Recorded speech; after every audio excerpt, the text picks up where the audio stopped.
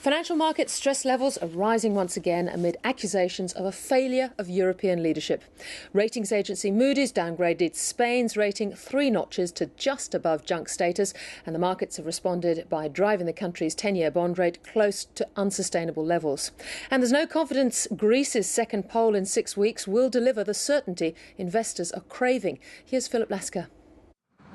Just as Spain asked for a multi-million-dollar bailout, Spaniard Amancio Ortega, the founder of global retailer Zara, has been crowned Europe's richest man.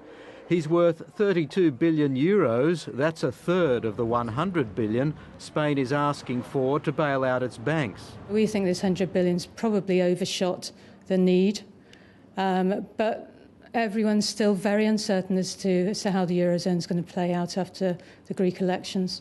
And it's that uncertainty that has those presiding over a faltering US economy putting the pressure on European leaders ahead of next week's G20 meeting. They have a pretty strong incentive, not just because they're coming to the G20 early next week, but because of the Greek election and because the world's waiting for them. They have a big incentive to add as much clarity to those plans as early as they can. In the meantime, Spanish bond yields are creeping closer to the unsustainable 7% mark, a trend given momentum by a Moody's downgrade to just 1 notch above junk. Rival agency Fitch signalled Spain's ratings could take another hit if Greece exits the Eurozone. If it looks likely that Greece will exit, and we don't make that as our central prediction, but if it looks likely that Greece is to exit, then we'd assign rating watch negative to the 17 euro area sovereigns.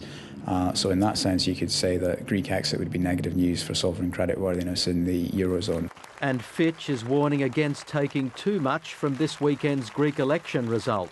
Even there, I think there's a bit too much certainty, if I can put it that way. I think that the main left-wing party, which is more seen by many analysts as more inclined to take Greece out of the euro, well, their leader was interviewed in the FT yesterday saying that he wants Greece to stay a part of the eurozone.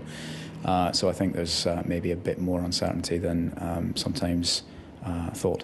But an exit has become increasingly likely, and outside the eurozone, people aren't simply talking about it. They claim to be ready for it. In terms of the first-order effects of Euro exit, are the most obvious candidates for Euro exit, we believe the UK banks are set up to deal with that problem, and they could manage that problem. If it does happen, it then depends on policymakers really and how that plays out, because the big fear and what led to the Spanish bank recapitalisation actually was a fear of deposit runs out of banks, that depositors just lose confidence in their own currency. So financial firewalls will be needed to prevent fires elsewhere.